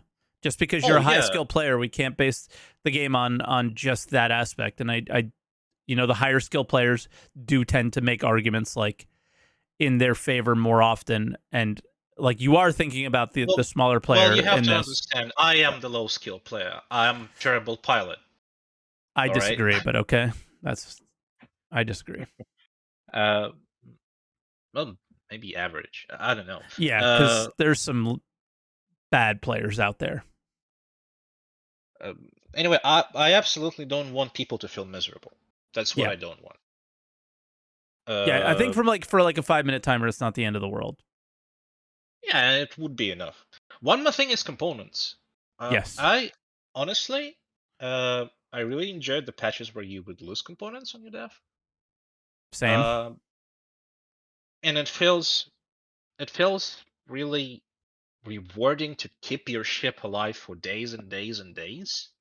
At the same time, I understand that like most of the time, most of the people dies due to bugs. Most of the people who don't actually do combat, or even those who do like PvE combat, right? I think we're almost where we can bring that back with salvaging. You can almost bring back loss of components because now you don't have to travel like all across the system to buy them. I think that there has to be an option to buy back your components for the full price. Sure. But or like a little bit less, maybe. More expensive than what you could sell them for. Yeah. But less expensive than full price. Well, maybe. Gauntlet has this theory, and I kind of elaborated on that. So right now I'm talking about, I think, the future of the game, because right now this would not be applicable, but it would be really cool if they back down from, well, you get this ship, it comes with pre-built military-grade component, and yada, yada, yada. No, I want them to make a huge change and give all ships to come stock with really shitty components. Yes. Like, not even D grade, maybe E grade. Or maybe they come with good components when you first buy them, but then if you just claim the basic insurance, you don't get the components back. What? And I would really like to have A grade components not obtainable in shops, right? It's weird, dude. Like this patch, they said they were going to do that, and then it never did. It ever happen? Is there anything missing from shops? Nobody's talked about it. I don't think so. I don't think so either. It's a confusing one to me. Like I don't think they finished this salvage system. I think they have a lot of ideas that never happened. That's the curse of CIG. They never finish stuff. Yeah, but the weird thing is they said it as if they did, which is normally they're like, in the future we'll do this, and then they never do it. But this one was kind of like they made it sound like they did it, but they didn't. They removed some components from some shops. They didn't remove them from other shops. They removed some weapons. But they're still all purchasable in game, right? Like there's no weapons that are not. It's not like sniper rifles and railguns. Well, that's because we cannot like salvage a component, put it in our ship, and it will be safe. You cannot do this. Like you will lose this component. You will get your. You can only equip bot components. Maybe that's what's stopping them. Maybe. I know, and I honestly don't care because like. Until we lose the components on death, it doesn't matter. Well, I think you have to create a good scenario before you I think you have to create a better system to obtain components before you can make it so you lose them. Fair enough. Maybe like one patch we will be able to gather components from NPCs, right? So player base kinda learns how to do that. Next patch, they remove some like make it iterable, not do it like at once, because people will riot. That will be a lot of threads on Spectrum. Yeah. I mean, I have this weird idea that I was saving for a little bit later in the show of I would love to see when you got your ship back. I still love this idea of a loaner ship, and then your actual ship comes back, 0 fuel, 0 hydrogen, 0 components, and you can kind of pick and choose what you, maybe not 0, but you can go with the extremely low grade stuff, and then or whatever happens to be stock, and then you replace them. But I like the idea of, all right, I got my thing back, but now I have a little bit of so instead of a claim timer, you sort of have this this setup time sink and money sink and stuff like that, instead of so at least you're doing something, you're not just sitting there doing nothing. This idea is cool, but I completely disagree with loaner idea, because well, imagine there is an org trying to ram all the ships that's coming out of a safe zone. They will be unstoppable. Ban them. I mean, they're like, we can't. They're not pad ramming. Let's say they wait until people leave the armistice zone. For me personally, I still think that's. We could. It's pretty simple there. Then there's long-term reputation. Ooh, like we want to talk about punishment for death. Then ramming your ship into somebody else should be one of the most punishing things that happens, right? And like, maybe it's not punishing of a couple times, or as long as it's not happening. But if you're doing that often within a short period of time, it should be the most insane prison sentence with no opportunity to go mine. You should just have to wait it out. Yeah, maybe. I don't know. I think ramming your ship into someone else is the most like garbage excuse to do anything. Like it's the I couldn't win, so now I rammed my ship into you, which is just like the most garbage mentality. I agree with the attitude that, like, I mean, in the combat scenario, like if you ram someone if you're already in the combat, right, it's fine. But if your opening move is ramming, it's kind of meh. But anyway, just having an infinite stream of ships that can be reclaimed instantly, and that are absolutely free. Isn't your org named Ram? No, I'm actually not a member. Oh, I thought you were in Ram. Okay, never mind. Yeah, they wanted to force me to fill Google Docs, and I said no. Okay. No spreadsheets. No spreadsheets. Agreed. Yeah. So anyway, there is also one aspect a lot of people point at is it has to be a money sink. They tried some economic solutions to it, and every time you introduce an economic punishment in MMO, it just makes those people who win just win more. Yeah. Because like if money would be the stopper for me or my friends, there would be no stopper, right? But money sinks aren't just money sinks when you're blowing up, right? It could be maintaining. It could be all these things, right? Oh, this is true. But making you able to absolutely 100% pay off your wait timer. No, is not something I would really like. No. That's why I'm more of the idea of a loaner ship with low-grade components. So you can, if you were out mining, if you were out cargo hauling, if you were out salvaging, you can continue to do those things. Even if you were out fighting in combat, you could do them, but you're not going to be able to do them at the same level unless you have another ship available or additional components or whatever. Yeah, like I really like the idea of stacking up components in your home base, right? So you can. Yeah, I mean, I've lost this set. I like with this set, right? exactly. It's just they have to give us better UI, but that's an all talk.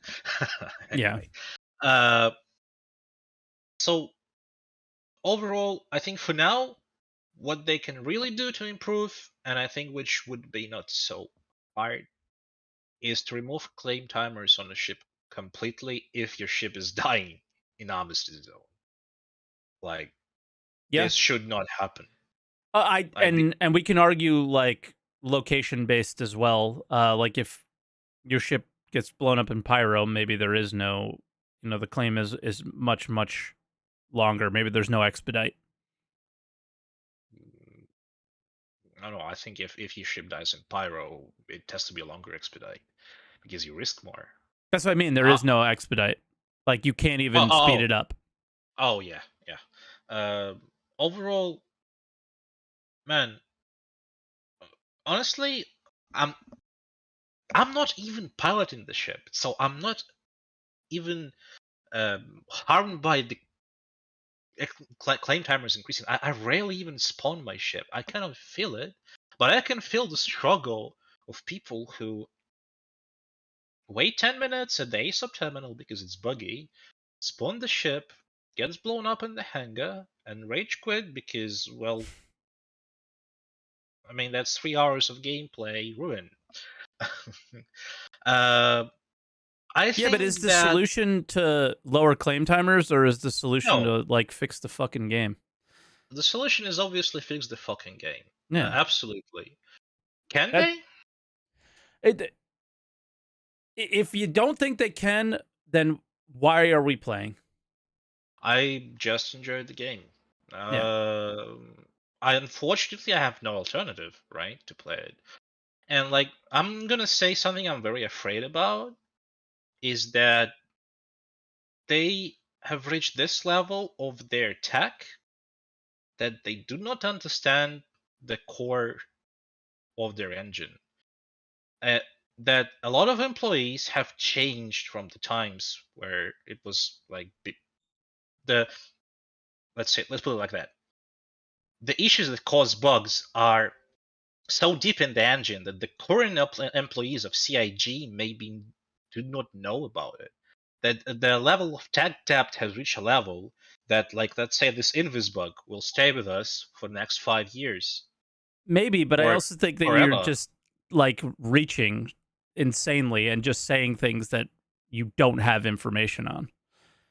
I'm just it's right. It's tough. Like that one's tough. It feels that way, maybe, but it's also like there's a dev in chat right now that said invis bug is a complex thing with multiple triggers. There. I mean, I don't know. We know, and people are working on it. But I'm not saying what I'm saying to you because there's a dev here. I think it's just a bad look for us as backers and community members to just make assumptions about their knowledge of their job. It feels that way because it's been 10 years and this stuff is garbage, and I feel that way sometimes too. But I also I don't know, man. I'm more of a white knight than like a guy from Star Citizen Refunds. Please understand me. That's fine. I'm not bashing on CIG. I'm saying it's a bad look. That's all. Okay. Well, anyway, the core my core view is we should not get components back.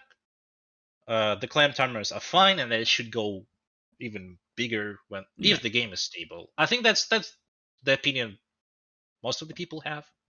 And I don't think so. I didn't say anything.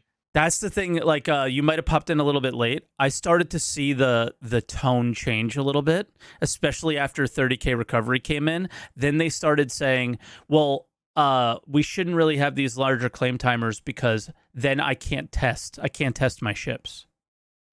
So then immediately, the tone started to change, of okay, the game is fixed, so now it's I can't get my ship back quickly after I die for testing purposes. Yeah, but those are the same names on Spectrum who've been crying about everything throughout the Exactly. years. I don't think But they won this represent. argument. They won this one. They won this round. You know what I mean? So it's like, if they're those They've are the been same winning. names and we should ignore them, well, somebody's not ignoring them. Well, that's another issue. It's not related to claim timers. Yeah. And it's too deep to, and it will make us look bad again. Like if we don't shoot it, we should. I mean, that's why I'm allowing people to just have their opinions on this subject. And I think, again, the only dev here in chat is Elliot. Nobody cares how he feels. He's, Oh, it's his job to like pulp with it with how everyone else feels, right? I mean, I don't think it's the developer's job necessarily. I think maybe it's community team's job to cope with it, and then they give the info. They weed through the weeds and give the valuable info to the developer, and they pass that forward. But maybe, yeah. I have nothing against the developers. Like again, I want to. No, I know. repeat it. I know. I just wanted to like stop that before it went to a point that is just not where we need to go. That's all. Yeah. Okay. It's got nothing to do with the claim timers. I think that's all what I wanted to say. All right, Kowalski. I'm sorry we ended up getting into not. Ah, that's on me. Yeah. Not really. It's on me and it's on you. But yeah, in the end, I don't know. I want to see the game better, and I think it could get there. We just need to prioritize some things like this, maybe. We'll see. Well, it's a dream game. And it's a dream game, so we'll keep dreaming, right? Yeah. All right. See you later, Mike. Later, Kowalski. All right. And our final caller for today is going to be Tommy. Tommy, what's up, man? Hello. Hello. Just, working my way through the bugs. Yes, as we do. As you do. So, as the last caller, you have a very difficult job of hearing what everyone else had to say. Exactly. So, what do you have what genius insight do you have to add? Well, as probably everyone knows, we're lacking systems. It's all that's the entire thing here. Yeah. Like the developers talked about in, I believe, the last Inside Star Citizen Live. Like Quantum is supposed to help with the entire claim system. Everyone uses fighters. Great. Fighters get more expensive and take more time. The stuff like that could probably balance things, but in the end, it doesn't solve the problem right now where people feel frustrated. Mm-hmm. Something I would probably prioritize if I got to do that would be something like a contextual claim timer. Someone having a single ship. Okay, you only have a 980 jump. Play that solo. You like to do that? Sure. You don't have any options really. That ship should then be faster or cheaper to balance it out. You have more ships. The things take more time up to the balancing that CGI wants to have in the end. That just seems like that would make sense. Like the example with the MSR. You have a player buying an MSR, his only ship. He shouldn't have to wait a half an hour to play with that. Because the doors opened on his client, but not on the server, and he slams into it. That's no fun. And that's the feedback that the idea wants. Is this fun or not? The claim timers definitely need some balancing. Yeah. I mean, I think they need adding, not making them longer necessarily, but adding on to it's so basic and almost too simple that instead of balancing them, I think they need to making better isn't necessarily balancing. Like balancing is changing the numbers a little bit to make more sense. And I feel like it needs so much a complete overhaul in many ways. We don't really know what the final goal of insurance is. 10 years in, we have no real idea. Like okay, lifetime insurance. How is that actually supposed to work?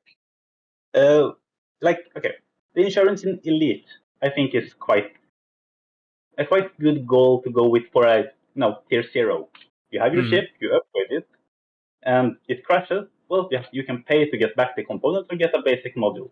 No, that's something like everyone has a basic understanding of, that it's probably going that way, but we don't know. Yeah. Then there's the money thing of actually having insurance fees. There's the Are you getting further? Sorry, let me interrupt you real quick. Are you getting further and further away from your mic? I am probably. I'm just there leaning you go. There you go. Now you sound good. Great. Yeah. Yeah. Like, we're missing so many parts of the insurance system. So insurance fees, insurance payments to actually get the insurance, then the expedite that we have now, and perhaps the expedite could be adjusted. You want to just wait a little bit less, pay a little bit. You don't want to wait the entire time. Okay, just drag the slider up to the full price of the ship and buy it again, basically. Yeah. Like, that's one way to just have an easy balance. And sure, the whales who have hundreds of millions of USD who don't want to wait, sure, blow through your money. Maybe.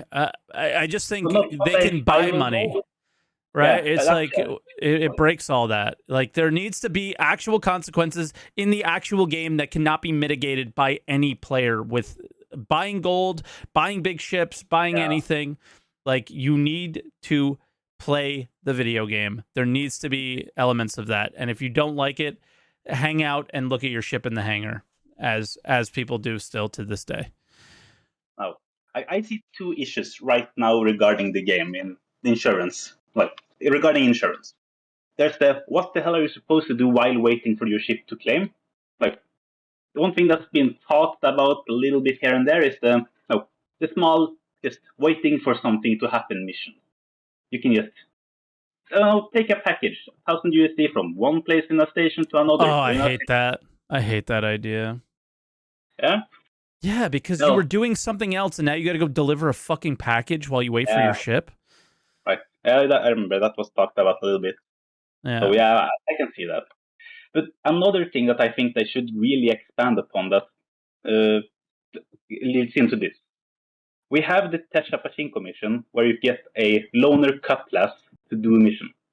Expand on that.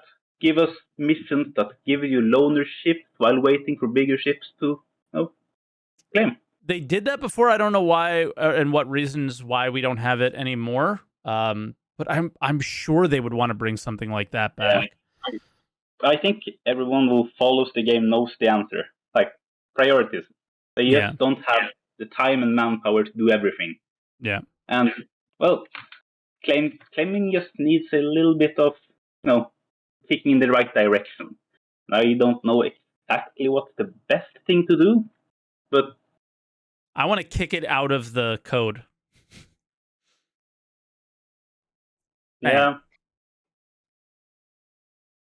But if you like it, I mean, that I'm not gonna knock you for, your everyone's opinions are valid. I'm just of the idea of they create this problem and you're going, what are all these things I could do to while I'm waiting? It's like, well, maybe I don't have to wait as much, but the punishment is felt in a different way. Is sort of my mentality. And that's my next point I wanted to take up regarding the punishment aspect of. All right, but make sure you stay close to the mic because you keep getting away from it. I'm sorry. Yeah. Like, everyone probably agrees that the biggest issue with the insurance right now is bugs. That you lose your ship to some stupid bullshit reason. Sure. Or your ship explodes because like I did the other day here, moving boxes inside my ship and suddenly it took enough damage to blow up. Like, these kind of things, they suck. They're terrible. Yeah.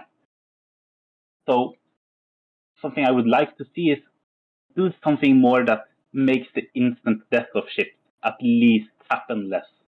Like, soft death was a great starting point, but I still think that it's too fast. Like, maybe do something so that to get Chris's like little example of your ship gets shot down from the sky and you crash to the ground. Well, when you crash to the ground, most of the time you explode and die. There's no collection of your stuff for your character with friends or stuff. Like, I would like soft death to be a little bit more resilient. And then there's the issue of, finding your ship again. Like, I've heard that there's a solution to that works in a roundabout way with service beacons. But just having a button to okay, here's your ship. You can go there, pick it up, or find it again. And I suppose all of that is things that are in the works, but it would be nice to hear or see something more about it. Yeah, and if they're not in the works, they know they would like to do something like it, maybe. Yeah. But yeah, I don't know. It's a lot of suggestions, a lot of feelings today.